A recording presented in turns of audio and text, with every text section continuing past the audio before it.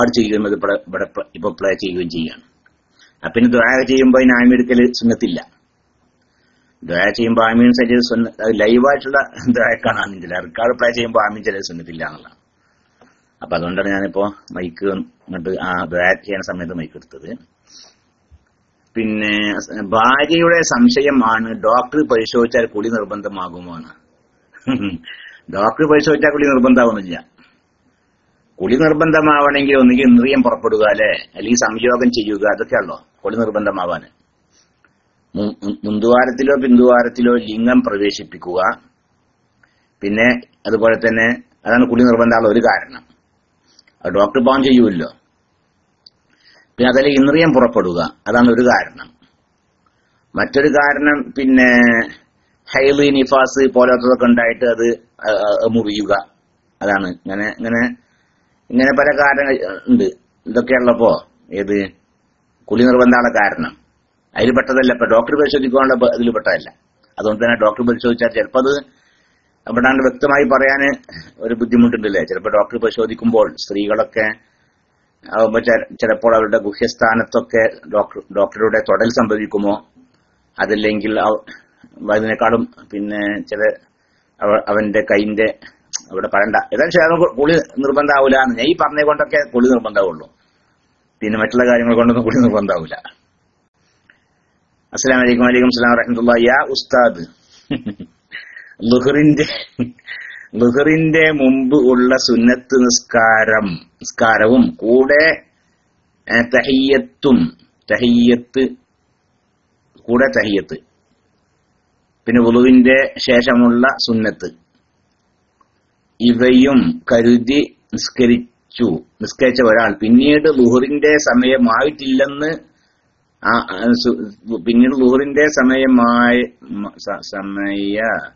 മാകാതെയാണ് സുന്നത്ത് നിസ്കരിച്ചെന്ന് മനസ്സിലായി. അപ്പോൾ തഹിയ്യത്തിന്റെയും വുളുവിന്റെ സുന്നത്തിന്റെയും കൂലി കിട്ടുമോ എന്നാണ് ചോദ്യം. അത് കിട്ടും.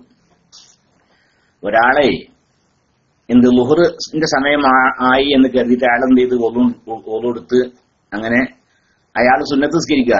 അയാൾ സുന്നത്ത് നിസ്കരിക്കുമ്പോൾ എന്തൊക്കെ കരുതിയിട്ടുണ്ട്? അയാള് ളുഹറിന്റെ മുമ്പുള്ള സുന്നത്തുണ്ടല്ലോ, അതും പിന്നെ പള്ളിയിൽ പ്രവേശിച്ച തഹിയ്യത്ത് സുന്നത്തില്ലേ അതും, പിന്നെ ഒളു എടുത്ത ഉടനെ രണ്ടാക്കാൻ സുന്നത്തില്ലേ അതും, അങ്ങനെ മൂന്നും കൂടി കരുതിയിട്ടാണ് നിസ്കരിച്ചത്.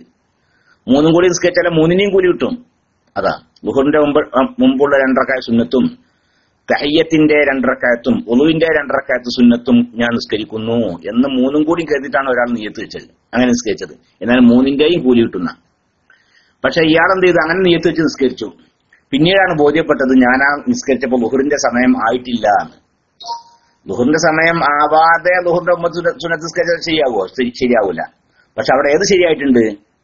തഹിയ്യത്ത് ശരിയായിട്ടുണ്ട്. കാരണം അയാൾ പള്ളിയിൽ പ്രവേശിച്ചതിന് ശേഷമാണ് നിസ്കരിക്കുന്നത്. അപ്പൊ തഹിയ്യത്ത് ശരിയായിട്ടുണ്ട്. പിന്നെ വുളുവിന്റെ ഉടനെ രണ്ടൊക്കെ സുന്നത്തുണ്ടല്ലോ, അതും നിയ്യത്ത് വെച്ചിട്ട് അതും ശരിയായിട്ടുണ്ട്.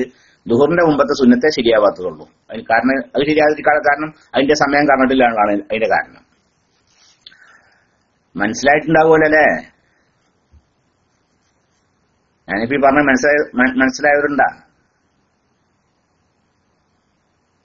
ചോനെ ഞാൻ വെറുതെ ഇരുന്ന് ഇങ്ങനെ മനസ്സിലായിട്ടുണ്ട്. ആയിക്കോട്ടെ, മനസ്സിലായ ഒരാളുണ്ടായാൽ മതി. എന്നാല് പലിശ വേണം എന്ന ഉദ്ദേശമില്ലാതെ ബാങ്കിൽ ഇട്ട പൈസയുടെ പലിശ ഉപയോഗിക്കാമോ? അല്ലെങ്കിൽ ഇത് എന്താണ്? ഈ വിഷയം പറയുമ്പോഴേ കുറെ ശ്രദ്ധിക്കാനുള്ളതേ, നമ്മൾ അനങ്ങുമ്പോഴേക്കും ഒരു പലിശ സ്ഥാപനത്തെ സമീപിക്കാൻ പാടില്ല, ഹറാമാണ്. ഒരു പലിശ ഇടപാട് നടത്തുന്ന ഒരു സ്ഥാപനത്തെ സമീപിക്കുക, അതിൽ നമ്മൾ പൈസ നിക്ഷേപിക്കുക, അതിന് സഹായകമാകുന്ന രീതിയിലുള്ള കാര്യങ്ങളൊക്കെ ചെയ്യാൻ പാടില്ല, ഹറാമാണ്. പിന്നെ അത് അനുവദിക്കപ്പെടുന്ന എപ്പോഴാണ്? വേറൊരു മാർഗവും ഇല്ല എങ്കിൽ പിന്നെ അനുവദിക്കപ്പെടും. വേറൊരു മാർഗവും ഇല്ല, വളരെ നിർബന്ധമായ സാഹചര്യമാണുള്ളത്. ഉദാഹരണം പറയുകയാണെങ്കിൽ അവന്റെ അടുത്ത് കുറച്ച് പൈസ ഉണ്ട്, ആ പൈസ എന്റെ വീട്ടിൽ സൂക്ഷിക്കാൻ പേടിയാണ്, കള്ളന്മാർ കട്ടുണ്ടാവോ, അല്ലെങ്കിൽ അതിൽ വേറെ ആർക്കും കടം കൊടുത്താലും ആവശ്യത്തിന് കിട്ടില്ല കാര്യം. അങ്ങനെ പോയിട്ട് മകളെ കെട്ടിക്കാൻ വേണ്ടി എടുത്ത പൈസയാണ്. അതിപ്പോ ഒരാൾക്ക് കടം കൊടുത്തിട്ടുണ്ടെങ്കിൽ അത് പിന്നെ ആ സമയത്ത് പിന്നെ കിട്ടൂല, ആകെ പ്രശ്നമാവും.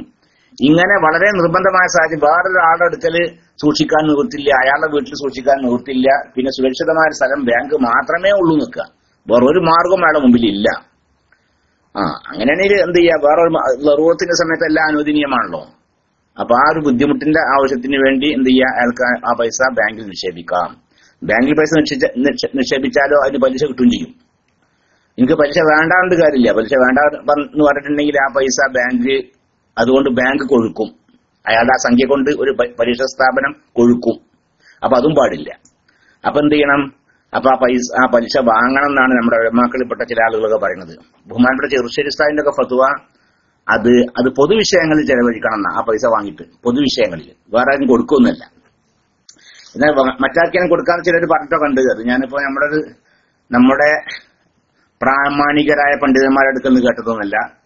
നമ്മുടെ പ്രാമാണികരായ പണ്ഡിതന്മാരിൽപ്പെട്ടാണ് ബഹുമാനപ്പെട്ട ചെറുശ്ശേരി ഉസ്താദ് അദ്ദേഹത്തിന്റെ അടുക്കൽ നിന്ന് കേട്ടിട്ടുള്ളത്. അത് പൊതുവിഷയങ്ങൾ ചെലവഴിക്കാന്നുള്ളതാണ്. പൊതുവിഷയം എന്ന് പറഞ്ഞാൽ പബ്ലിക് കിണർ കുത്തുക, അങ്ങനെയല്ല, വെയിറ്റിംഗ് ഷെഡ് ഉണ്ടാക്കുക, പിന്നെ അതുപോലെ തന്നെ അങ്ങനെ ഉണ്ടാകുമല്ലോ, പൊതുജനങ്ങൾക്ക് ആവശ്യമുള്ള ഗുണകരമായ കാര്യങ്ങളൊക്കെ, റോഡ് വെട്ടുക, ഇങ്ങനത്തെ കാര്യങ്ങളൊക്കെ ഉണ്ടാവുമല്ലോ. അങ്ങനത്തെ പൊതുവിഷയങ്ങൾ ചെലവഴിക്കാം എന്നാണ്. അപ്പൊ അതാണ് അതിന്റെ കണക്ക്. അസ്സലാമു അലൈക്കും. വലൈക്കും സ്സലാം വറഹ്മത്തുള്ളാഹി. ഉസ്താദെ, ഞാൻ അന്ന് പറഞ്ഞ ആ വിസയുടെ കാര്യം ഇതുവരെ ഒന്നും ആയിട്ടില്ല. പെട്ടെന്ന് ചെയ്യാവിന് വേണ്ടി പ്രത്യേകം ദുആ ചെയ്യണേ. സർവശക്തനായ റബ്ബുൽ ഇസ്സത്ത് അവന്റെ മഹദായ ഫദ്ൽ കൊണ്ടും റസൂലുള്ളാഹി സ്വല്ലല്ലാഹു അലൈഹി വസല്ലം തങ്ങളുടെ ഹഖ് ജാഹ് ബർക്കത്ത് കൊണ്ടും, അതുപോലെ അള്ളാഹുവിന് അവൻ ഇഷ്ടപ്പെട്ട അവന്റെ അടിയാറുകളുടെ ഹഖ് ജാഹ് ബർക്കത്ത് കൊണ്ടും ആ വിഷയം എത്രയും വേഗം നല്ല റാഹത്തായ രീതിയിൽ ശരിയാക്കി തരട്ടെ പടച്ചോൻ.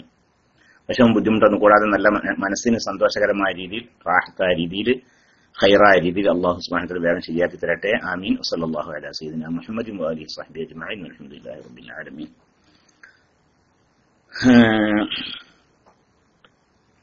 പിന്നെന്താണ് ളുഹറിന്റെ പറഞ്ഞല്ലേ, വിത്ർ നിസ്കാരത്തിൽ ഹനഫി മദ്ഹബിലുള്ള പ്രത്യേകത എന്താണ്? മൂന്നാമത്തെ റക്അത്തിൽ ഖിയാമിൽ 2 പ്രാവശ്യം തക്ബീർ കെട്ടുന്നത് കണ്ടു. ഹനഫി മദ്ഹബില് വിത്ർ സുന്നത്തല്ല, വാജിബാണ്. വാജിബ് എന്ന് പറഞ്ഞാൽ ഹനഫി മദ്ഹബിലെ വാജിബ് എന്ന് പറഞ്ഞാൽ ഫർളല്ല. നമ്മുടെ മദ്ഹബ് അനുസരിച്ച് ഫർളും വാജിബൊക്കെ ഒന്ന് തന്നെയാണ്, അല്ലേ? ഫർള്, റുക്ന്, വാജിബ് എന്ന് പറഞ്ഞാലൊക്കെ നമ്മുടെ മദ്ഹബിൽ ഒന്ന് തന്നെയാണ്. നമ്മുടെ ഉസൂൽ അനുസരിച്ച് അങ്ങനെയാണ്.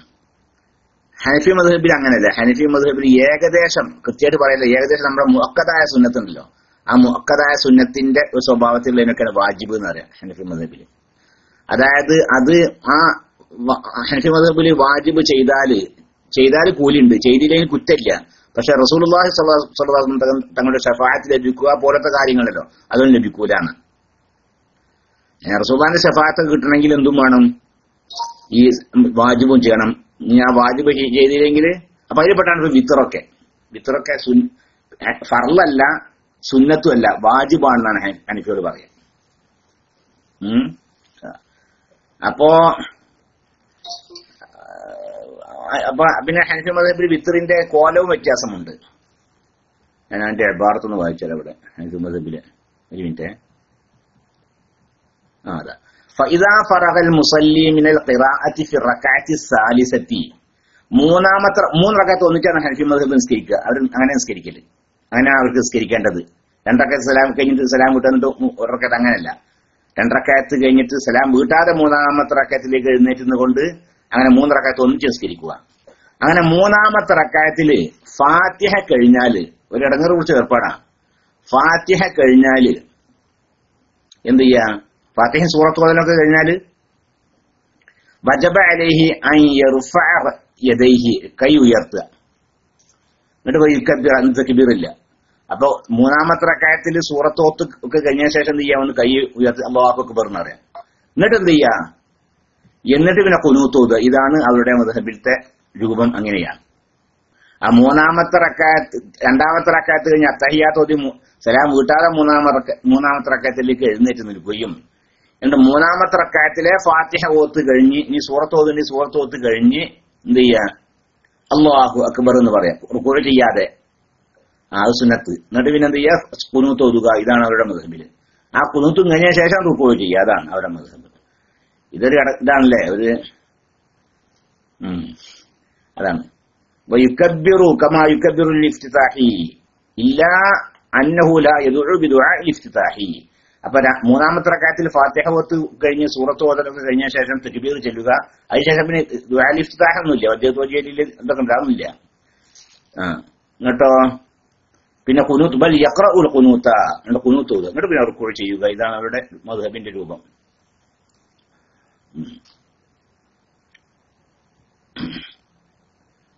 അബൂ ഹനീഫ ഇമാമിന് അങ്ങനെ കിട്ടിക്കണത് അല്ല കണക്ക്. അത് സംബന്ധമായി അങ്ങനെ ചെയ്യാനുള്ള തെളിവുകളാണ് മൂപ്പര് കിട്ടിയത്. അസ്സലാമു അലൈക്കും. വലൈക്കും സലാം വറഹ്മത്തുള്ളാഹ്. ഉസ്താദ്, എന്റെ സുഹൃത്തിന്റെ പെൺകുട്ടിക്ക് പൊള്ളിയിട്ടുണ്ട്, ശിഫയാകാൻ ദുആ ചെയ്യണം. അല്ലാഹു റബ്ബുൽ ഇസ്സത്ത് അവന്റെ മഹ്ളായ ഫضل കൊണ്ട് വേഗം ശിഫ നൽകട്ടെ. ശിഫാൻ താമൻ ലാ യുഗാദിറു സഖമൻ വലാ അലമ. സല്ലല്ലാഹു അലൈഹി സയ്യിദിനാ മുഹമ്മദ്. അസ്സലാമു അലൈക്കും. വലൈക്കും സലാം വറഹ്മത്തുള്ളാഹ്. അടുത്ത നാട്ടിൽ പോകാൻ ഉദ്ദേശിക്കുന്നു, പെട്ടെന്ന് ശരിയാകാൻ ദുആ ചെയ്യുക. അതുപോലെ 2 കാൽമുട്ടിനും വേദനയാണ്, നമസ്കരിക്കുന്നതിനും മറ്റും വിഷമമുണ്ട്. ഉസ്താദ് പ്രത്യേകം ദുആ ചെയ്യുക എന്ന് അഷ്റഫ് വാണി എന്നവര്. അഷ്റഫ് വാണി എന്നവര് നമ്മുടെ ഒരു പിന്നെ അഷ്റഫ് വാണി എന്നവര് എന്ന് അഷ്റഫ് വാണി എന്നോട് അവസാനം ഇത് ഇട്ടിട്ടുണ്ട്, അതുകൊണ്ട് ഞാൻ വായിച്ചത്. അതായത് ID മാത്രമാണ് ഞാൻ അത് പറയില്ല, ID ഉൾപ്പെടുത്താറില്ല. ടെക്സ്റ്റ് ചെയ്താൽ തന്നെ അങ്ങനെ ഉണ്ട്. അതുകൊണ്ട് അഷ്റഫ് വാണി എന്നവർ നമുക്ക് വേണ്ടപ്പെട്ട ഒരാളാണ്, എല്ലാവരും വേണ്ടപ്പെട്ടവരൊക്കെ തന്നെയാണ്. പക്ഷെ നമ്മളോട് കൂടുതൽ ബന്ധപ്പെടാറുള്ള ഒരു വ്യക്തിയാണെന്ന് അർത്ഥം. അള്ളാഹു സുബ്ഹാനഹു വ തആല നാട്ടുപോക്ക് റാഹത്തിലും സന്തോഷത്തിലാക്കി കൊടുക്കട്ടെ. അള്ളാഹു പൂർണ്ണമായ ശിഫ പ്രദാനം ചെയ്യട്ടെ, സിഹത്തും ആഫിയത്തൊക്കെ അള്ളാഹു പ്രദാനം ചെയ്യട്ടെ. യാത്രയിലും ഹദറിലും സഫറിലും അള്ളാഹു ഖൈറും ബർക്കത്തും പ്രദാനം ചെയ്യട്ടെ. ആമീൻ. വസല്ലല്ലാഹു അലാ സയ്യിദിനാ മുഹമ്മദ്. അസ്സലാമു അലൈക്കും. വലൈക്കും സലാം വറഹ്മത്തുള്ളാഹി. ഉസ്താദ്, എന്റെ സഹോദരൻ പ്രഷറും കഫക്കെട്ടും കൂടി മക്കയിൽ ഹോസ്പിറ്റലിലാണ്, ബോധം വന്നിട്ടില്ല. പടച്ചോനെ, ഉസ്താദ് ക്ലാസ് റൂമിൽ ദുആ ചെയ്യണം പൂർണ്ണ ശിഫാക്ക് വേണ്ടി. അല്ലാഹു റബ്ബുൽ ഇസ്സത്ത് റസൂലുള്ളാഹി സ്വല്ലല്ലാഹു അലൈഹി വസല്ലം ഹഖ് ജാഹ് ബർക്കത്ത് കൊണ്ട് അദ്ദേഹത്തിന് പൂർണ്ണ ശിഫ എത്രയും വേഗം പ്രദാനം ചെയ്യുകയും സിഹത്തും ആഫിയത്തും അല്ലാഹു തആലയിലേക്കും ദീർഘായുസ്സ് പ്രദാനം ചെയ്യുകയും ചെയ്യട്ടെ. ആമീൻ. വസല്ലല്ലാഹു അലാ സയ്യിദിനാ മുഹമ്മദ്. അസ്സലാമു അലൈക്കും. വലൈക്കും സലാം വറഹ്മത്തുള്ളാഹി. ഉസ്താദ്, എനിക്ക് നടുവും കാലിനും വേദനയാണ്. അസുഖം എത്രയും പെട്ടെന്ന് മാറാൻ ദുആ ചെയ്യണം. അല്ലാഹു റബ്ബുൽ ഇസ്സത്ത് അവന്റെ മഹ്ളായ ഫضل കൊണ്ടും റസൂലുള്ളാഹി സ്വല്ലല്ലാഹു അലൈഹി വസല്ലം ഹഖ് ജാഹ് ബർക്കത്ത് കൊണ്ടും നിങ്ങൾക്ക് പൂർണ്ണ ശിഫ പ്രദാനം ചെയ്യട്ടെ, സിഹത്തും ആഫിയത്തും അല്ലാഹു പ്രദാനം ചെയ്യട്ടെ. ആമീൻ. വസല്ലല്ലാഹു അലാ സയ്യിദിനാ മുഹമ്മദ്. പിന്നെ ഉസ്താദെ, ഉമ്മയുടെ അനുജത്തിയുടെ മകളെ കല്യാണം കഴിക്കാൻ പറ്റുമോ? കല്യാണം കഴിക്കാൻ പറ്റും. ഉമ്മാന്റെ അഞ്ചത്തിന്റെ മകള്, ജ്യേഷ്ഠത്തിന്റെ മകള്, അവരൊക്കെ വിവാഹം കഴിക്കാം. അതുപോലെ തന്നെ ഉപ്പാന്റെ അഞ്ചത്തിമാരുടെ മക്കള്, ജ്യേഷ്ഠത്തിമാരുടെ മക്കള്, അവരൊക്കെ വിവാഹം കഴിക്കാം. ഉപ്പാന്റെയും ഉമ്മാന്റെയും സഹോദരന്മാരുടെ ഒക്കെ മക്കളെ വിവാഹം കഴിക്കാം. പക്ഷെ അവിടെ ശ്രദ്ധിക്കാനുള്ളത്, നിങ്ങൾ മുലകുടി ബന്ധമുണ്ടോ നോക്കണ്ടോ. ചിലർക്ക് അങ്ങനെ ഉണ്ടാവും. ഇപ്പൊ ഉമ്മാന്റെ അനിയത്തി എന്ന് പറയുന്നത് ഇളയമേളം. അപ്പൊ ഉമ്മാന്റെ അനിയത്തി ചിലപ്പോ ഇവനക്ക് മുല കൊടുത്തിട്ടുണ്ടാവും, അല്ലെങ്കിൽ ആ അനിയത്തിന്റെ മകൾക്ക് ഇമ്മ ചിലപ്പോ മുല കൊടുത്തിട്ടുണ്ടാവും. അങ്ങനെ അപ്പൊ മുലകുടി ബന്ധമാവും. മുലകുടി ബന്ധം ഉണ്ടെങ്കിൽ പിന്നെ അത് തൊട്ടാവതും മുറിയില്ല, പിന്നെ വിവാഹം കഴിക്കാനും പറ്റൂല. അങ്ങനെ മുലകുടി ബന്ധമൊന്നും ഇല്ല എങ്കിൽ ഉമ്മാന്റെ അനിയത്തിയുടെയും ജ്യേഷ്ഠത്തിന്റെ ഒക്കെ പെൺകുട്ടികളെ വിവാഹം കഴിക്കാം, വിരോധമില്ല. പെൺകുട്ടികളല്ല, ആൺകുട്ടികളെയും. പെൺകുട്ടികള് ഈ ചോദ്യകർത്താവ് പെണ്ണാണെങ്കിൽ പിന്നെ അങ്ങനെ ആൺകുട്ടികളെ, ഇളയമാന്റെ മൂത്തമാന്റെ ഒക്കെ ആൺകുട്ടികളെ വിവാഹം കഴിക്കാം ഇവൾക്ക്. എന്റെ സുഹൃത്തിന് വേണ്ടി എന്നാണ് അവന്റെ നെയിം, പേര് പറയണ്ട. ഉസ്താദ്, എനിക്ക് നല്ലൊരു ജോലി ശരിയാവാൻ വേണ്ടി ദുആ ചെയ്യണമെന്നാണ്. സുഹൃത്തിന്റെ കാര്യമാണ് പറഞ്ഞത്. സുഹൃത്തിന് വേണ്ടി സുഹൃത്ത് പറഞ്ഞാണ്. 2 മാസത്തോളമായി ജോലി ഇല്ലാതെ റൂമിലാണ്. സർവശക്തനായ റബ്ബുൽ ഇസ്സത്ത് അവന്റെ മഹ്ളായ ഫضل കൊണ്ടും റസൂലുള്ളാഹി സ്വല്ലല്ലാഹു അലൈഹി വസല്ലം ജാഹർ ബർക്കത്ത് കൊണ്ടും അതുപോലെ തന്നെ അള്ളാഹുവിന് ഏറ്റവും ഇഷ്ടപ്പെട്ട അവന്റെ ഔലിയാക്കൾ അവരുടെ ഹഖ് ജാഹ് ബർക്കത്ത് കൊണ്ടും നിങ്ങൾക്ക് ആ സഹോദരന് ഖൈറായ, മനസ്സിന് നല്ല സമാധാനം നൽകുന്ന, സന്തോഷം നൽകുന്ന നല്ലൊരു ജോലി അള്ളാഹു പ്രദാനം ചെയ്യുകയും മാന്യമായ വേതനം നൽകുകയും അതിൽ അള്ളാഹു ഖൈറും ബർക്കത്തൊക്കെ പ്രദാനം ചെയ്യുകയും ചെയ്യട്ടെ. ആമീൻ. വസല്ലല്ലാഹു അലാ സയ്യിദിനാ മുഹമ്മദ്. ജനാബത്ത് കുളിക്കുമ്പോൾ ദേഹത്ത് ഒഴിച്ച വെള്ളം ബക്കറ്റിലേക്ക് തെറിച്ചു വീഴുന്നോ എന്ന് സംശയമാണ്. അതുകൊണ്ട് ധാരാളമില്ല. തെറിച്ച് വീഴുന്ന സംശയം ഉണ്ടെങ്കിൽ ആ സംശയത്തിന് യാതൊരു അടിസ്ഥാനവും ഇല്ല. തെറിച്ച് വീണിട്ടില്ല എന്ന് വെക്കുക. കണ്ട് അങ്ങോട്ട് നോക്കാതെ വേഗം കുളിക്കുക തന്നെ. അങ്ങനെ ദേഹത്തിൽ തെറിച്ച് വെള്ളം ബക്കറ്റിലേക്ക് വീണാൽ കുളി ശരിയാകുമോ എന്നാണ് പിന്നുള്ളത്. വീണെന്ന് ഉറപ്പുണ്ടെങ്കിൽ ശരി, വീണെന്ന് ഉറപ്പുണ്ടെങ്കിലും അത് കൂടുതലുണ്ടെങ്കിലും ജനാബത്ത് കുളിക്കുമ്പോൾ ആ ബക്കറ്റിലേക്ക് വീണെന്ന് വെള്ളം തെറിച്ച് വീണിരിക്കുന്ന കാര്യം ഉറപ്പുണ്ട്. അതാണെങ്കിലെ കുറച്ചൊന്നല്ല, കുറെ ഉണ്ട്, കൂടുതൽ വീണിരിക്കുന്നു. എന്നാൽ കുളി സഹിയാവൂല. അതിൽ കുറച്ചൊക്കെ അതുകൊണ്ട് വിരോധമില്ല. ഒരു 2, 3, 4, 5 തുള്ളിയെ വീണിട്ടുള്ളൂ നിൽക്കുക, എന്നാൽ അതുകൊണ്ട് കുഴപ്പമില്ല എന്നർത്ഥം. അതതിന്റെ വിശദീകരണം എങ്ങനെയൊന്നല്ല, അത് ഞങ്ങൾ പല പ്രാവശ്യം പറഞ്ഞാണ്. ഇപ്പൊ അങ്ങനെ മനസ്സിലാക്കിയാൽ മതി തൽക്കാലം. ജനാബത്ത് ഉണ്ടായിരിക്കെ നോമ്പ് നോറ്റാൽ നോമ്പ് ശരിയാകുമോ? നോമ്പ് ശരിയാകും. ജനാബത്ത് ഉണ്ടായിരിക്കെ ജനാബത്ത് കുളിക്കണതിന്റെ മുമ്പായിട്ട് തന്നെ ഇപ്പൊ എന്ത് ചെയ്ത് നോമ്പ് നോറ്റ് നിൽക്കുക, നിയ്യത്ത് വെച്ചു, അതിലിഞ്ഞ് അതിന്റെ സുബ്ഹി ആയി, അതുകൊണ്ടൊന്നും കുഴപ്പമില്ല. ജനാബത്തുകാരനായിരിക്കെ നോമ്പ് നോറ്റത് കൊണ്ട് യാതൊരു കുഴപ്പവുമില്ല, നോമ്പ് സഹീഹാകും എന്നർത്ഥം. ഉസ്താദ്, എന്റെ സുഹൃത്തിന്റെ ഉമ്മാക്ക് ക്യാൻസറാണ്, പ്രത്യേകിച്ച് ദുആ ചെയ്യുക. അല്ലാഹു റബ്ബുൽ ഇസ്സത്ത് റസൂലുള്ളാഹി സ്വല്ലല്ലാഹു അലൈഹി വസല്ലം ഹഖ് ജാഹ് ബർക്കത്ത് കൊണ്ട് ആ ഉമ്മാക്ക് ആ ക്യാൻസർ രോഗമാണ് മാറ്റി കൊടുക്കട്ടെ പടച്ചോനെ. അല്ലാഹു അവർക്ക് പൂർണ്ണ ശിഫ പ്രദാനം ചെയ്യട്ടെ. ആമീൻ. വസല്ലല്ലാഹു അലാ സയ്യിദിനാ മുഹമ്മദിൻ വഅലിഹി വസഹ്ബിഹി അജ്മഈൻ. അസ്സലാമു അലൈക്കും വഅലൈക്കും സലാം വറഹ്മത്തുള്ളാഹി. ഉസ്താദേ, സജദ പതിവാക്കി ഓതുമ്പോൾ സുജൂദ് ചെയ്യണ്ടേ? അത് വേണം, സുന്നത്താണ്. ഇത് രാത്രി ഓതൽ സുന്നത്തുള്ള നിസ്കാരങ്ങൾ അല്ല, സൂറത്തുകൾ പെട്ടതാണ്. ഏത്? സൂറത്തുൽ ദുഖാൻ, വാഖിഅ, സൂറത്തുൽ മുൽക്ക്, യാസീൻ, സജദ, അർ-റഹ്മാൻ, ഇതൊക്കെ ഇപ്പൊ രാത്രി ഓതൽ സുന്നത്തുള്ള സൂറത്തുകളാണ്. അപ്പൊ സജദ പതിവാക്കി ഓതുക. അലിഫ് ലാം മീം സജദ ഇല്ലേ, അത് പതിവാക്കി ഓതൽ സുന്നത്താണ്. അപ്പൊ ആ ഓതുമ്പോഴൊക്കെ പിന്നെ അവിടെ അതിൽ തിലാവത്തിന്റെ സുജൂദുള്ള സ്ഥലം ഉണ്ടല്ലോ അല്ലെ, അവിടെ സുജൂദ് ചെയ്യൽ സുന്നത്തുണ്ടോ? ഉണ്ട്, സുന്നത്തുണ്ട്. എന്നും ഓതുന്ന ഒരു ദിവസം പല പ്രാവശ്യം ഓതുകയാണെങ്കിൽ ശരി, ആ ഓതുന്ന സമയത്തൊക്കെ ആ സ്ഥലത്തെത്തിയാൽ തിലാവത്തിന്റെ സുജൂദ് ചെയ്യൽ നിർബന്ധമല്ല, സുന്നത്തുണ്ട്. ഇനി ഒരാൾക്ക് സുജൂദ് ചെയ്യാൻ സാധിക്കുന്നില്ല നിൽക്കുക, ആ സമയത്ത് ആൾക്ക് സുജൂദ് ചെയ്യാൻ സാധിക്കുന്നില്ല, അല്ലെങ്കിൽ സുജൂദ് ചെയ്യാൻ ആൾ ഉദ്ദേശിക്കുന്നില്ല, എന്നാൽ സുബ്ഹാനല്ലാഹി വൽഹംദുലില്ലാഹി വലാ ഇലാഹ ഇല്ലല്ലാഹു അല്ലാഹു അക്ബർ എന്ന് 4 പ്രാവശ്യം പറയൽ സുന്നത്തുണ്ട്. എന്നാൽ അത് ആ തിലാവത്തിന്റെ സുജൂദിന് പകരമാവുന്നതാണ്. സുബ്ഹാനല്ലാഹി വൽഹംദുലില്ലാഹി വലാ ഇലാഹ ഇല്ലല്ലാഹു അല്ലാഹു അക്ബർ എന്ന് 4 പ്രാവശ്യം പറയുക. എന്നാൽ അത് തിലാവത്തിന്റെ സുജൂദിന് പകരമാകും. അതുണ്ടാവില്ല. സാധാരണ പെണ്ണുങ്ങളൊക്കെ ഉണ്ട് അല്ലെ, നല്ലൊരു ഒരു റാഹത്തുള്ള ഏർപ്പാടല്ലേ.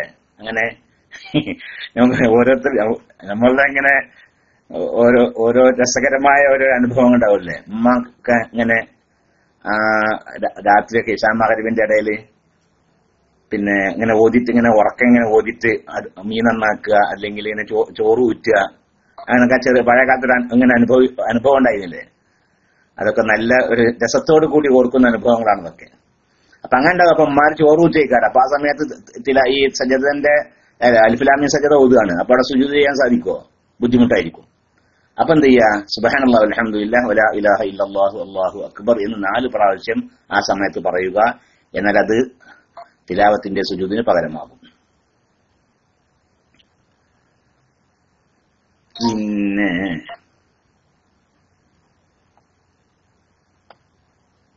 ഉസ്താദെ, എന്റെ മോൻക്ക് 9 മാസമായി എന്നും അസുഖം ആണ്. ഇപ്പോൾ പനി ന്യൂമോണിയ ഉണ്ട് എന്ന് പറഞ്ഞു. ഹോസ്പിറ്റലിൽ അഡ്മിറ്റ് ആണ്. ഷിഫാക്ക് വേണ്ടിയും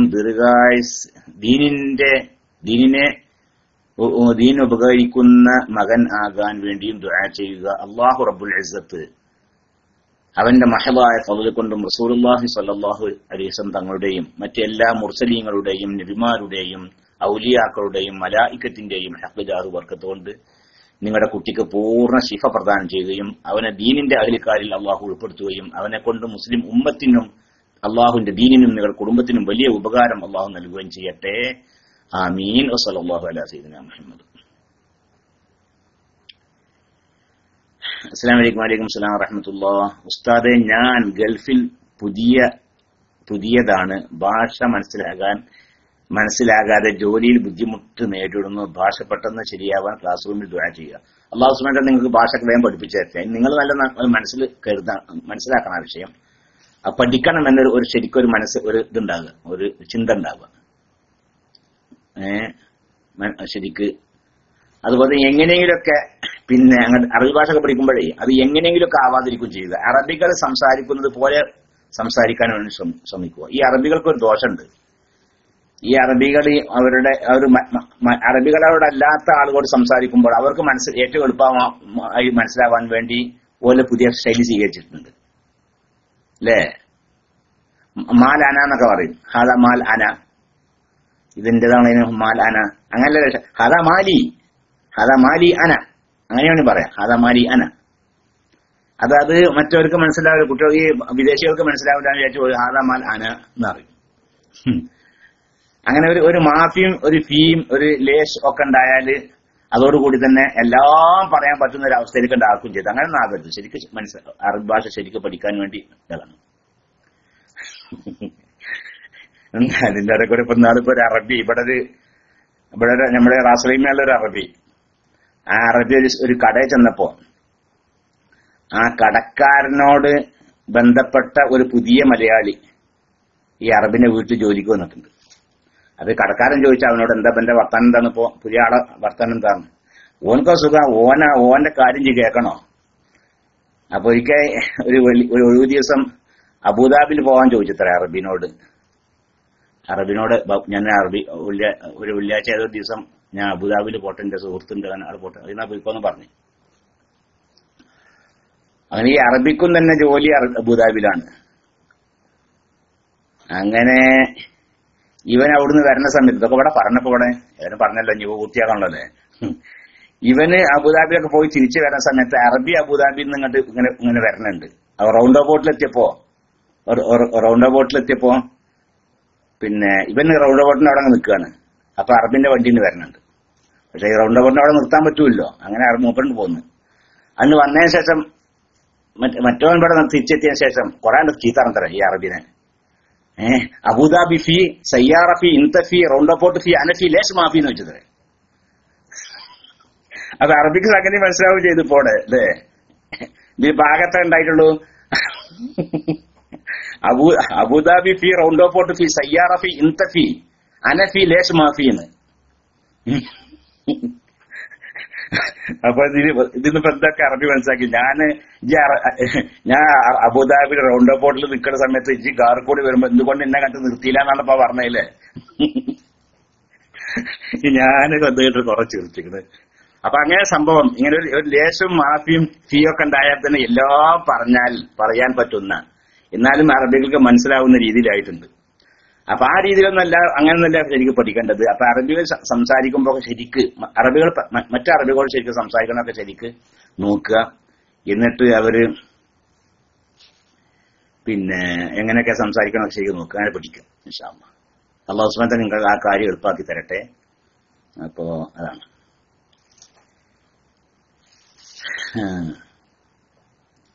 അറബി ഭാഷ. അറബികായിട്ട് തന്നെ കുറെ പഠിക്കാനുണ്ട്. നമ്മൾ മറ്റേ കിതാബിൽ നിന്നല്ല ഭാഷ അപ്പൊ അടുത്തൊരു പാട്ട് കേട്ട് ഞാന് പാട്ട് ഇങ്ങനെ കേൾക്കുമ്പോ ഇങ്ങനെ പഠിക്കാൻ പിടിച്ചിട്ട് പാട്ടൊക്കെ കേൾക്കണ്ട. അതുകൊണ്ടാ മുഹമ്മദ് അബ്ദുവിന്റെ പാട്ടിലുണ്ട് ബഗാലത്ത് ലീഫി അമാനില്ല എന്ന് അല്ലേ. ആ പാട്ടുകളൊക്കെ കേട്ടിട്ടുണ്ടാവഞ്ഞ്. ലൈല എന്താണ് ബഗാലത്ത് ലീഫി അമാനില്ല. അപ്പൊ അവിടെ ഇതല്ലേ അവൾ എന്നോട് പറഞ്ഞു ഞാൻ പോട്ടെ എന്ന് ഞാൻ പറഞ്ഞു, അതല്ലേ. അറബിയുണ്ട് സാറിന് അന്നാജി എന്നാ പോയിക്കോ, ഫിയാമാനില്ല എന്ന് പറയും. അപ്പൊ ഫിയാമാനില്ല പറഞ്ഞപ്പോ നമ്മളതിന് അർത്ഥം വെക്കാൻ നിൽക്കരുത്. അതിന്റെ അർത്ഥതാ അലി തവക്കലല്ലെന്ന് അറിയാം അറബിയോട്, നീ പോയിക്കോ പറഞ്ഞാൽ അതിന്റെ അർത്ഥതാണ് ജി പോയിക്കോന്ന്.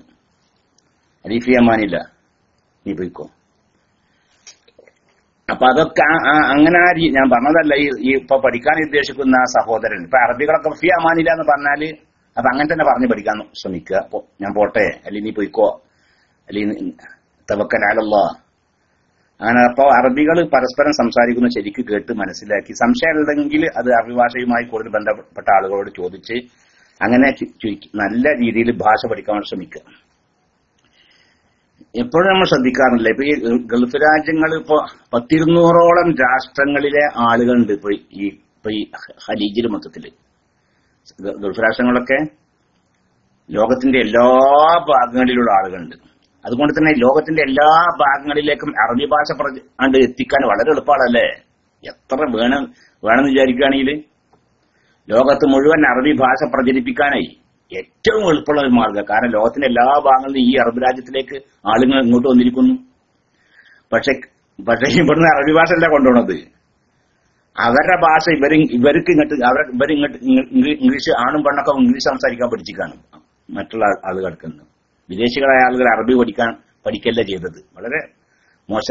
വളരെ മോശമായ ഒരു വിഷയം ഉണ്ടായിട്ടുള്ളത്.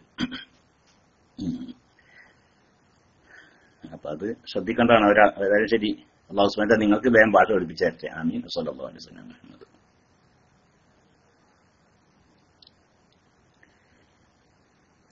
അൽഹംദുലില്ലാഹ്. കോയമത്തങ്ങൾ വീട്ടിലേക്ക് വന്നു. 10 ദിവസം കഴിഞ്ഞു. ചെക്കപ്പ് ഉണ്ട്. ഒന്നും ഇല്ലാതിരിക്കാൻ ദുആ ചെയ്യുക. ഉസ്താദ്, നമ്മൾ നാ ദുആ ചെയ്ത് കോയമത്തങ്ങൾക്ക് വേണ്ടി അല്ലാഹു സുബ്ഹാനഹു വ തആല അദ്ദേഹത്തിന് പൂർണ്ണ ശിഫ പ്രദാനം ചെയ്യട്ടെ.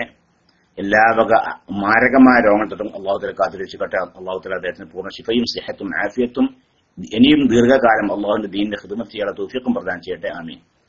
ഉസ്താദെ, ഹിന്ദു ഭർത്താവ് മുസ്ലിമായി അയാൾക്ക് അയാളുടെ വീട്ടിൽ തന്നെ താമസിക്കുന്ന ഹിന്ദു ഭാര്യയും മകളും കാണലും പെടലും ഹറാമാകുമോ? ഒരാള് ഇസ്ലാം മതം വിശ്വസിച്ചതോടുകൂടി അയാളും അയാളുടെ കാഫിറായ ഭാര്യയും തമ്മിലുള്ള ബന്ധം വിട്ടുന്ന അതോടുകൂടി അവൾ അന്യ സ്ത്രീയായി. ഭാര്യ ഭർത്താക്കന്മാരിൽ നിന്ന് ഒന്നുകിൽ ഭാര്യ ഇസ്ലാം മതം വിശ്വസിച്ചു, ഭർത്താവ് ഇസ്ലാം മതം വിശ്വസിച്ചില്ല, എന്നാൽ അതോടുകൂടി അവൾ അയാൾക്ക് അന്യനായി. അല്ലെങ്കിൽ ഭർത്താവ് ഇസ്ലാം മതം വിശ്വസിച്ചു, അവള് ഇസ്ലാം മതം വിശ്വസിച്ചിട്ടില്ല. അപ്പോൾ അവള് പിന്നെ ഒരു ഭാര്യ ഭർത്താക്കന്മാരല്ല, അന്യസ്ത്രീ പുരുഷന്മാരാണ്. പക്ഷെ അതേ സമയത്ത് ഇദ്ദയുടെ കാലത്തിന്റെ മുമ്പായി അവളുടെ ഒരു വേർപിരിയൽ സംഭവിച്ചല്ലോ അല്ലെ? അവിടെ ഇദ്ദരിക്കണം. ഇനി അവളുടെ ഇദ്ദന്റെ കാലഘട്ടം കഴിഞ്ഞ ശേഷം ഇനി അവൾക്ക് പിന്നെ നിർബന്ധമാണ്. അപ്പൊ ആ ഇദ്ദയുടെ കാലഘട്ടം കഴിയുന്നതിന്റെ മുമ്പായിക്കൊണ്ട് അവളും ഇസ്ലാം മതം വിശ്വസിച്ചു നിൽക്കുക. എന്നാൽ ഇവന് വേറെ നിക്കാഹൊന്നും വേണ്ട.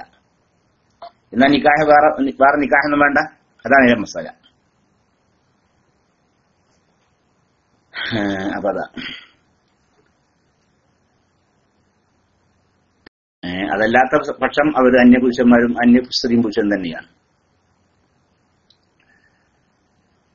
നിസ്കാരത്തിൽ കൈ നെഞ്ചത്ത് കെട്ടൽ തെറ്റാണോ? നെഞ്ചത്ത് കെട്ടൽ ഹറാമല്ല, സുന്നത്തിനെതിരാണ്. സുന്നത്തിന് എതിരാണ്. നബി സല്ലല്ലാഹു അലൈഹി വസല്ലം സഹാബത്തൊക്കെ കെട്ടിയിരുന്നത് നെഞ്ചിന്റെ താഴെയായിരുന്നു. അപ്പൊ അതുകൊണ്ട് തന്നെ നെഞ്ചത്ത് മകളും ഇയാളെ മകൾ തന്നെയാണ്. മകളെ തൊട്ടാവൊന്നും മുറിയില്ല, മകളെ തൊട്ടാവൊന്നും മുറിയില്ല, അങ്ങനൊക്കെ ഉണ്ട്. ഏത് കാഫിറത്തായ മകളെന്നൊക്കെ എന്നാലും തൊട്ടാവൊന്നും മുറിയില്ല. മകൾ ഇയാളെ മകൾ തന്നെയാണ്. ഭാര്യനെ കുറിച്ചാണ് പറഞ്ഞത്. ഭാര്യ എന്ത് ചെയ്തു? അവളും ഇസ്ലാം മതം വിശ്വസിച്ചു നിൽക്കുക. എന്നാൽ പിന്നെ വേറെ നിക്കാഹൊന്നും വേണ്ട. അത് അപ്പോൾ തന്നെ ഇസ്ലാം മതം വിശ്വസിച്ചിട്ടില്ലെങ്കിലും ശരി, അവളുടെ ഇദ്ദയുടെ കാലഘട്ടം കഴിയുന്നതിന് മുമ്പായിട്ട് അവൾ ഷഹാദത്ത് കലിമ ചൊല്ലി. എന്നാൽ പിന്നെ വേറെ നിക്കാഹിന്റെ ആവശ്യം ഇല്ല.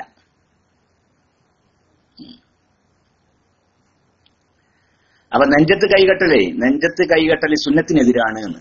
സല്ലു കമാ റഅയ്തുമൂനി ഉസല്ലി എന്നാണല്ലോ. ഞാൻ എങ്ങനെയാണോ നിസ്കരിക്കുന്നത് നിങ്ങൾ കണ്ടത് അതുപോലെ നിങ്ങൾ നിസ്കരിക്കുക എന്ന്. റസൂലുള്ളാഹി സ്വല്ലല്ലാഹു അലൈഹി വസല്ലം എങ്ങനെ കൈകെട്ടിയത്? നെഞ്ചിന്റെ താഴെയാണ് കൈകെട്ടിയത്. അപ്പോ അതിനെതിരിലാണ് ഒരാൾ നെഞ്ചത്ത് കെട്ടിയ ആ സുന്നത്തിനെതിരാവും. അതാണ് വിഷയം. പള്ളിയിലേക്ക് നടന്നു പോയ ആൾക്ക് ഇരുന്ന് ഫർള് നിസ്കരിക്കാമോ? ചില വയസ്സന്മാർ അങ്ങനെ ചെയ്ത് കാണുന്നു. അത് പറ്റുകയില്ല. ഖിയാമുൽ ഖാദിറിനല്ല, ഫർളാണ്. നിസ്കാരത്തിന് നിർബന്ധമായ വിഷയമാണത്. നിൽക്കാൻ കഴിയുന്ന ആള് നിൽക്കുക തന്നെ വേണം. നിൽക്കാൻ കഴിയുന്ന ആള് നിൽക്കേണ്ടുന്ന സമയത്ത് ഇരുന്നാൽ നിസ്കാരം സഹിയാവുകയില്ല. അതേ സമയത്ത് അയാൾ എന്ത് ചെയ്ത് അയാൾക്ക് റുകൂഅ് സുജൂദ് പോലത്തെ വിഷയങ്ങൾ കുനിയാൻ ഏറ്റവും സാധിക്കുക ഇരുന്നാലാണ് എങ്കിൽ അപ്പൊ ആ സമയത്ത് ഇരിക്കാം. പക്ഷെ നൃത്തത്തിന്റെ സമയത്ത് നിൽക്കുക വേണം. അപ്പൊ ഈ ചെയ്യുന്നതൊക്കെ തെറ്റാ. ഏത് ആൾക്കാർ സുഖമായിട്ട് നടന്നു വരും എന്നിട്ട് കസേരയാണ് ഇരുന്നാൻ നിസ്കരിക്കുന്നത്. അവർക്കുള്ള വിഷയം എന്താണ്? അവർക്ക് റുകൂഉം സുജൂദും ചെയ്യാൻ കുനിയാൻ വയ്യ, അതാണ് വിഷയം. അപ്പൊ ആ സമയത്ത് ഇരിക്കണം, അത്രേ അങ്ങനെ പറ്റുള്ളൂ. അതേസമയത്ത് നൃത്തത്തിന്റെ സമയത്ത് നിൽക്കാൻ സാധിക്കുന്ന ആൾ നിൽക്കൽ നിർബന്ധമാണ്. നിൽക്കാതിരിക്കുകയാണെങ്കിൽ ഫർദ് നിസ്കാരം സഹിയാവുകയില്ല. എന്റെ ഉമ്മ മരിച്ച് 4ാമത്തെ ആണ്ട് ആണ് റബീഉൽ ആഖിർ 16 ഉസ്താദ് ദുആ ചെയ്യുക. അല്ലാഹു സുബ്ഹാനഹു വ തആല നിങ്ങളുടെ ഉമ്മാക്ക് മഗ്ഫിറത്തും റഹ്മത്തും പ്രദാനം ചെയ്യട്ടെ. ഉമ്മാന്റെ അടുക്കൽ സംഭവിച്ചു പോയ എല്ലാ തെറ്റുകുറ്റങ്ങളും അള്ളാഹു റബ്ബുൽ ഇസ്സത്ത് പുറത്തു കൊടുക്കട്ടെ, അവന്റെ മഹദായ ഫضل കൊണ്ട് പുറത്തു കൊടുക്കട്ടെ. ഉമ്മ ചെയ്ത സാലിഹായ അമലുകളൊക്കെ അതിന്റെ പോരായ്മകളൊക്കെ പരിഹരിച്ചുകൊണ്ട് അള്ളാഹു സ്വീകരിക്കുകയും അതിന്റെയൊക്കെയുള്ള പൂർണ്ണ പ്രതിഫലം അള്ളാഹു നൽകുകയും ചെയ്യട്ടെ. ആമീൻ. സല്ലല്ലാഹു അലൈഹി വസല്ലം. മുഹമ്മദ്. SKSF സ്റ്റേറ്റ് കോൺഫറൻസിന് പൂർണ്ണ വിജയത്തിന് നമുക്ക് ദുആ ചെയ്യണം. അള്ളാഹു സുബ്ഹാനഹു വ തആല അത് പൂർണ്ണ വിജയമാക്കി തരട്ടെ. അള്ളാഹു അതിന്റെ മഹദായ ഫضل കൊണ്ട് നമ്മുടെ മഹാന്മാരുടെ ഹഖ് ജാഹ് ബർക്കത്ത് കൊണ്ടും അത് പൂർണ്ണമായ വിജയം നൽകട്ടെ. ആമീൻ. ആ ഹദീസ് ഒന്ന് പറയാമോ? ഏത് ഹദീസാന്ന് മനസ്സിലായില്ല. ഏത് ഹദീസാ സഹോദര? കൈകെട്ടല്ലോ. അങ്ങനല്ല ഹദീസ് അല്ലേ? ആ ഹദീസ് എങ്ങനെയുള്ളത്? റസൂലുള്ളാഹി സ്വല്ലല്ലാഹു അലൈഹി വസല്ലം എന്ത് ചെയ്തു? യദൈഹി, റസൂലുള്ളാഹിന്റെ രണ്ട് കൈയും റസൂൽ വെച്ചു അലാ സദ്രിഹി, നെഞ്ചിന്റെ അരികെ. നെഞ്ചിന്റെ അരികേണ്.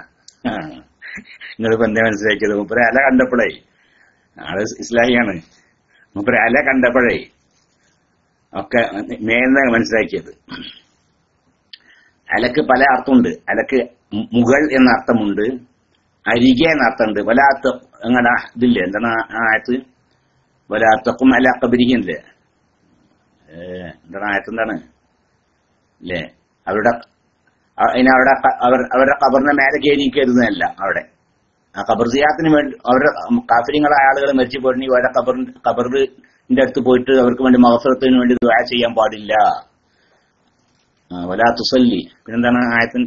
ഇപ്പൊ നമുക്ക് അറിയുന്ന ആയത്തന്നെയുള്ളത്. വലാ തുസല്ലി അലാ ഖബരിഹിലെ. അതെ, അല്ല അതല്ല, വേറെണ്ടല്ലോ. വലാ തഖും ചോദിച്ചോ അവിടെ. വലാ തുസല്ലി അലാ അഹദി മിൻഹു അല്ല, വേറുണ്ട്. വലാ തഖും, വലാ തഖും. പിന്നെന്താണ്? വലാ തഖുമിന് ശേഷം എന്താണ്? അലാ ഖബരി. അലാ ഖബരി ആന്നെ.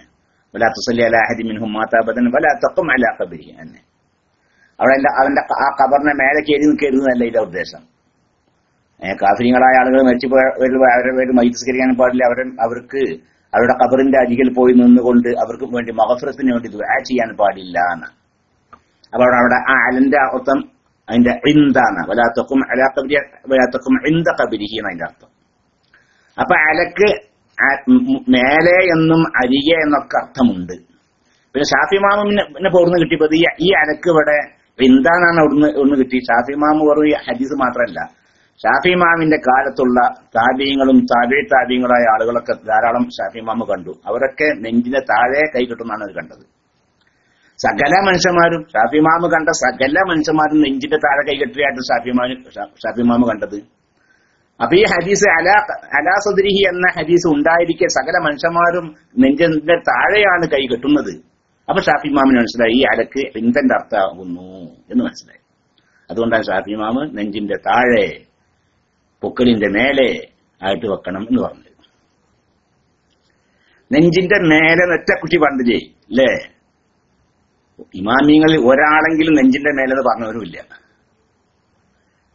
അപ്പൊ ഇസ്ലാഹി വണ്ണാണ് ഇപ്പൊ ഈ ചോദ്യം ചോദിക്കും. ഇസ്ലാഹി വണ്ണ് നിങ്ങൾ മനസ്സിലാക്കിയത് ശരിയായിട്ടില്ല എന്നായി പറഞ്ഞത്. പിന്നെ ഉസ്താദെ കുറെ കടമുണ്ട്, കടങ്ങളിൽ നിന്ന് മുക്തമാണ് ദുആ ചെയ്യണം. അല്ലാഹു സുബ്ഹാനഹു വ തആല കടക്ക് വിട്ടിത്തരട്ടെ. കടം ഒരാൾ ഹലാലായ ആവശ്യത്തിന് വേണ്ടി കടം വാങ്ങി എന്നിട്ട് അത് ആ കടം വീട്ടണം എന്ന ചിന്ത അവന് എപ്പോഴും ഉണ്ടെങ്കിൽ അല്ലാഹു സുബ്ഹാനഹു വ തആല സഹായിക്കുക തന്നെ ചെയ്യുമെന്ന ഹദീസിലുണ്ട്. പിന്നെ അങ്ങനെ ഹദീസിലുണ്ട്. അയാൾ കടം ഉണ്ടായി, ആ പ്രശ്നം കടം വീട്ടണമല്ലോ, കടം വീട്ടണമല്ലോ ചിന്ത ഉണ്ടായാൽ അള്ളാഹു അവനെ ആ കടം വീട്ടുന്ന വിഷയത്തിൽ പ്രത്യേകമായി അള്ളാഹു അവനെ സഹായിക്കുക തന്നെ ചെയ്യും. അള്ളാഹു സുബ്ഹാനഹു വ തആല നിങ്ങളെ സഹായിക്കട്ടെ. നല്ല രീതിയിൽ കടക്ക് അള്ളാഹു തആല വേഗം വീട്ടി തരട്ടെ. അതിനുള്ള ഹലാലായ മാർഗം അള്ളാഹു എളുപ്പമാക്കി തരട്ടെ. ആമീൻ. സല്ലല്ലാഹു അലൈഹി വസല്ലം. മുഹമ്മദ്. ഓത്തിന്റെ സുജൂദിന്റെ സലാം വീട്ടണോ? വേണം. അത് സാധാരണ നിസ്കാരത്തിന്റെ ഷർത്തും ഒക്കെ തന്നെയാണ് അതിനുള്ളത്. അവറത്ത് മറക്കണം, പിന്നെ ഒളു വേണം, ഖിബലയിലേക്ക് മുന്നേറണം, തക്ബീറത്തിലേറാൻ കെട്ടണം. ഷർത്തല്ല നിർബന്ധമാണ്. തക്ബീറത്തിലേറാൻ കെട്ടണം. എന്നിട്ട് എന്ത് ചെയ്യണം? ഒരു സലാം വീട്ടുകയും ചെയ്യൽ നിർബന്ധമാണ്. ഒരു സലാം വീട്ടിലാണ് ഫർദ് നിസ്കാരത്തിലും സുന്നത്ത് നിസ്കാരത്തിലൊക്കെ അതിനെ നിർബന്ധമുള്ളത്. മറ്റേ രണ്ടാമത്തെ സലാം വീട്ടിൽ സുന്നത്താണ്. എന്നാൽ തിലാവത്തിന്റെ സുജൂദിൽ ഒരു സലാം വീട്ടിൽ നിർബന്ധമാണ്. വേറെ ചില മദ്ഹബിലുണ്ട് തിലാവത്തിന്റെ സുജൂദ് എന്ന് പറഞ്ഞാൽ അതിൽ അത് വെറും സുജൂദ് മാത്രമാകുന്നു, തക്ബീറത്തിലേറാൻ വേണ്ട, സലാം വീട്ടിലൊന്നും വേണ്ട എന്ന് പറയുന്ന മദ്ഹബുകളുണ്ട്. ആ മദ്ഹബുകാർ ചെയ്യുന്നത് നിങ്ങൾ പലരും കണ്ടിട്ടുണ്ടാവും, പ്രത്യേകിച്ച് ഗൾഫ് രാഷ്ട്രങ്ങളിലൊക്കെ. അറബികളൊക്കെ ഇന്ന് ഇങ്ങനെ ഓതുന്നതിന്റെ ഇടയിൽ കാണാതെ ഓരോ സുജൂദാണ് ചെയ്യുന്നത്. പിന്നെ തക്ബീറത്തുൽ ഇഹ്റാം കിട്ടൂല, പിന്നെ സലാം കിട്ടും ചെയ്യൂല. അങ്ങനെ പറയുന്ന മദ്ഹബ് ഉണ്ട്. അപ്പൊ അങ്ങനെ ചെയ്യുന്നവർ ആ മദ്ഹബിന്റെ ആളുകളാണ്. ശാഫി മദ്ഹബ് പ്രകാരം അതല്ല, തക്ബീറത്തുൽ ഇഹ്റാം വേണം, എന്നിട്ട് പിന്നെ ഒരു സുജൂദ് ചെയ്യുകയും പിന്നെ സലാം കിട്ടുകയും വേണം.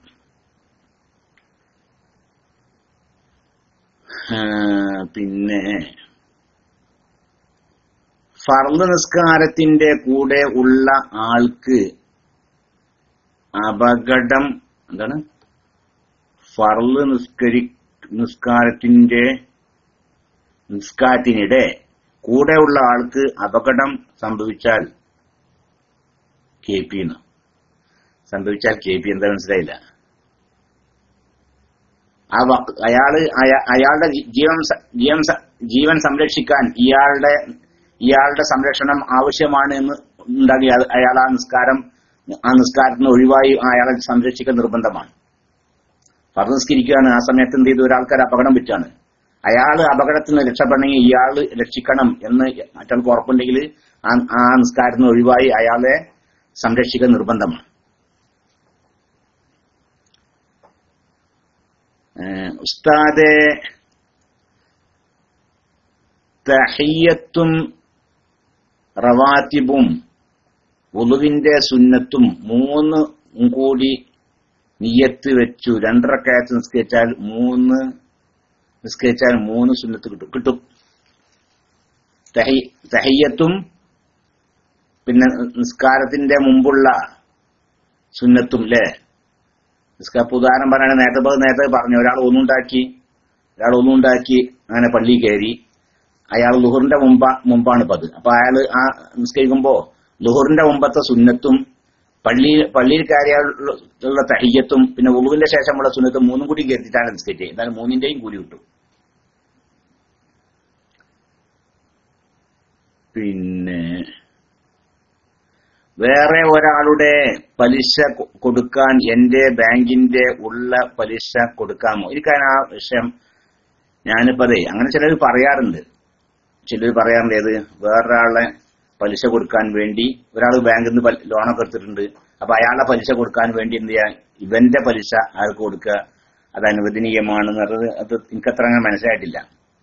കാരണം അപ്പൊ ഇയാളെന്ത് ചെയ്തു? ഇയാള് പലിശ വാങ്ങൽ സംഭവിക്കുന്നു, വേറൊരാൾ പലിശ കൊടുക്കൽ സംഭവിക്കുന്നു, അയാളെ പലിശ കൊടുക്കാൻ വേണ്ടി സഹായിക്കൽ സംഭവിക്കുന്നു. എനിക്ക് ആ വിഷയം അങ്ങനെയല്ല, ആ നിലക്ക് കൊടുക്കണ്ട അല്ലേ? ആ നിലക്ക് വേണ്ട. നമ്മുടെ പണ്ഡിതന്മാരെന്നല്ലാത്ത ചില ആളുകൾ, യൂസുഫ് ഖർലാവിന്റെ അടുത്ത് നിന്നൊക്കെ ഞാൻ അങ്ങനെ കേട്ടിട്ടുണ്ട്. യൂസുഫ് ഖർലാവിന്റെ അദ്ദേഹം നേരിട്ട് പറയുന്നൊന്നും കേട്ടിട്ടുണ്ട്. പിന്നെ മറ്റുള്ളവർക്ക് അനുവദനീയമാണ് എന്ന്, മറ്റുള്ളവർ നമ്മൾ കൊടുക്കാതെ മറ്റുള്ളവർക്ക് നമ്മളെ ഖർലാവിന്റെ ഫത്വയുടെ കൊടുക്കരുത്. അതാ ഞാൻ പറഞ്ഞ ബഹുമാനപ്പെട്ട ചെറുശ്ശേരി ഉസ്താദിന്റെ ഒക്കെ ഫത്വ എന്നല്ല, ചെറുശ്ശേരി ഉസ്താദിന്റെ ഫത്വ അത് പൊതുവിഷയങ്ങൾ ചെലവഴിക്കാവുന്നതാണ് എന്ന്.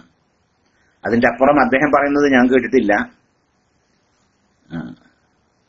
ചെറുശ്ശേരി ഉസ്താദിന്റെ ഫത്വ മറ്റേ അദ്ദേഹം വേറെ പറഞ്ഞിട്ടൊന്നും എനിക്കറിയില്ല. അദ്ദേഹത്തിന് ഇത് ഞാൻ കേട്ടതാണ്, അത് പൊതുവിഷയങ്ങൾ ചെലവഴിക്കുക എന്നുള്ളത്.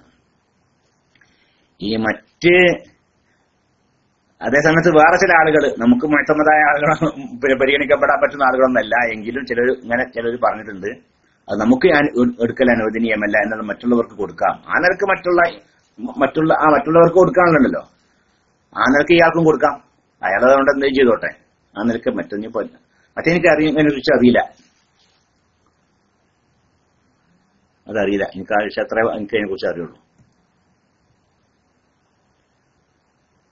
അസ്സലാമു അലൈക്കും. വലൈക്കും അസ്സലാം വറഹ്മത്തുള്ളാഹി. ഉസ്താദെ, സുബ്ഹി നിസ്കാരത്തിൽ ഇമാം ഖുനൂത്ത് ഓതാതിരിക്കുകയും മഅ്മൂം ഓതുകയും ചെയ്താൽ നിസ്കാരം ബാത്തിലാകുമോ? ഇല്ല, ബാത്തിലാവൂല. അത് ഇമാമിനേക്കാളും കൂടുതൽ പിന്താഞ്ഞാൽ മതി. ഇമാമിനേക്കാളും കൂടുതൽ പിന്താത്ത നിലക്ക് പിന്നെ ഇമാമിന്റെ ഇമാം റുക്കൂഅ് ചെയ്തു, ഇമാം എഴുത്തുദാലിലേക്ക് വന്നു. ഇമാം എഴുത്തുദാലിലേക്ക് വരുന്നതിന് മുമ്പായിട്ട് അവന്റെ റുക്കൂഅ് പൂർത്തിയായിട്ട് അവന്റെ പിന്നെ ഖുനൂത്ത് പൂർത്തിയാക്കി അവൻ റുക്കൂഅ് ചെയ്താൽ മതി. എന്നാ അതുകൊണ്ട് കുഴപ്പമില്ല. അതില്ലെങ്കിൽ കൂടുതൽ പിന്തുകയാണെങ്കിൽ നിസ്കാരം ബാത്തിലാവുകയും ചെയ്യും. കൂടുതൽ പിന്താത്ത നിലക്ക് ചെറിയ നിലക്ക് ഖുനൂത്തൊക്കെ ഓതാം.